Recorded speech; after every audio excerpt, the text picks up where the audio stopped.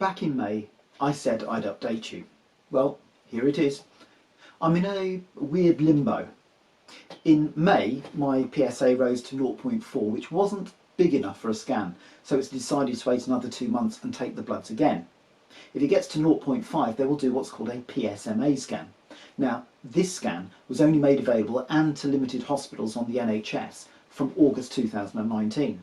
And it picks up readings at a much smaller level than a normal scan, like finding a microscopic pea compared to a grape. So I wait for my next readings. They come along and it's 0.6, and so the scan goes ahead. I have to go to the hospital and be injected with some radioactive type liquid, no superpowers yet, and then lay down for an hour before the scan. Once done and dusted, I go home and wait for the results. Now, I can't remember now how long it takes, as I've stopped getting concerned with waiting. I found it's a waste of time and certainly energy between appointments worrying. I have no control over the results, so go along with my day-to-day living. And I know that's far easier said than done for many, but I'm fortunate in my mental approach. When the result comes, it's good news. Even this super-duper scan cannot find my visitor, so it's back to the blood tests. The next one is scheduled for 3 months, November the 16th. It seems odd to me the previous one was 2 months, but let's face it, the growth still isn't showing up. And that brings us up to the present. November the 18th. My oncologist phones with the result. A few niceties before the nitty-gritty, and then I'm told PSA of 1.5. So it's more than doubled, it's gone up 150%, so picking up pace.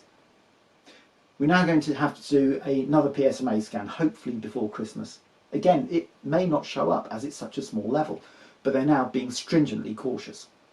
The oncologist explains they can't look at what will be offered in terms of treatments because they don't know where it is yet, which I'm aware of.